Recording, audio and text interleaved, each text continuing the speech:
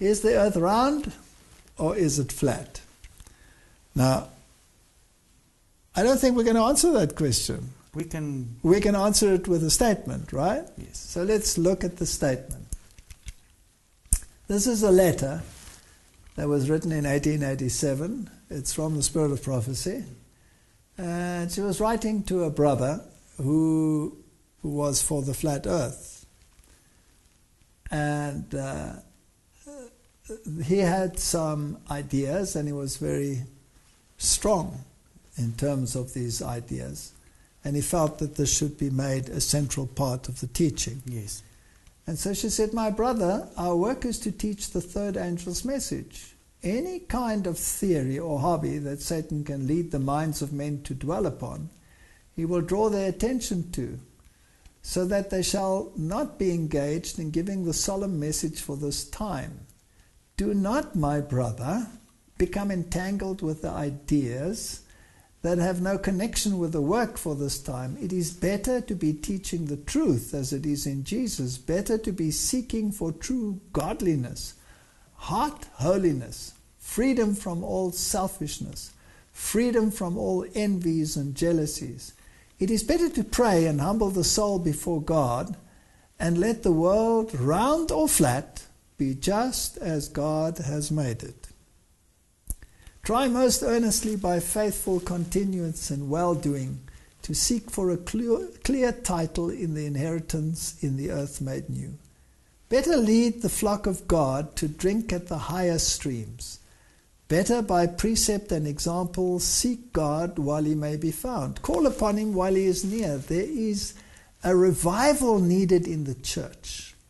When the teachers are drinking fresh draughts from the well of Bethlehem, then they can lead the people to the living stream. My soul is weighed down with the burden of condition of things in New York. May the Lord raise up helpers, men whom we can teach, humble men we can lead to bear a clear, sharp testimony in faith. God help you to seek his face, to walk carefully, to put self out of sight, and to exalt Jesus. This is the great need of the present time. Whether the world is round or flat will not save a soul. But whether men believe and obey means everything. Here is another statement from the Spirit of Prophecy. Comes from manuscript 145 from 1904.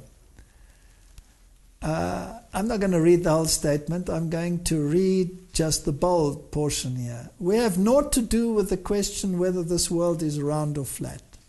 The important thing is to serve God with full purpose of a renewed heart, sanctified and made holy by the cleansing blood of Jesus Christ. But just for interest's sake, here is another one from Manuscript Releases, volume 21, and it says, let those who are presenting theories as to whether the earth is round or flat leave this question. For God has not given it to them to solve, and earnestly inquire, what shall I do that I may have eternal life?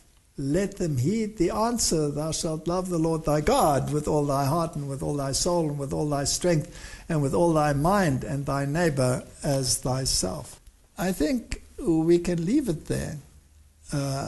Is it wrong to study these things? Is it wrong to study any aspect of science? I don't think so.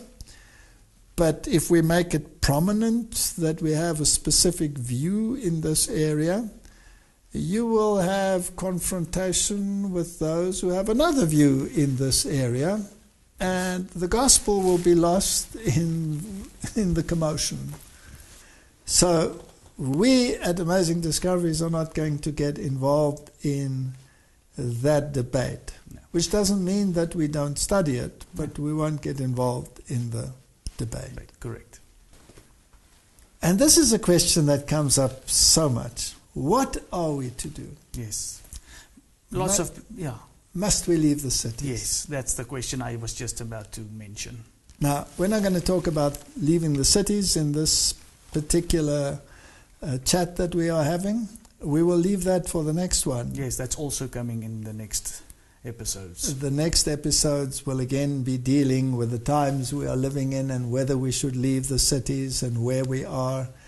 in the scheme of things, and what will happen in particular nations. I mean, these are very interesting questions. Yes. But people ask, how do we grow our own vegetables? What do we do if we don't have a piece of land? Yes. What do we do under this circumstance? What do we do under that circumstance? And there again, there is no hard and fast rule. God has to do the leading. We shouldn't act out of impulse, but we should act as God opens the way and as He shows us clearly what our duty is in regard to these things and how we should move.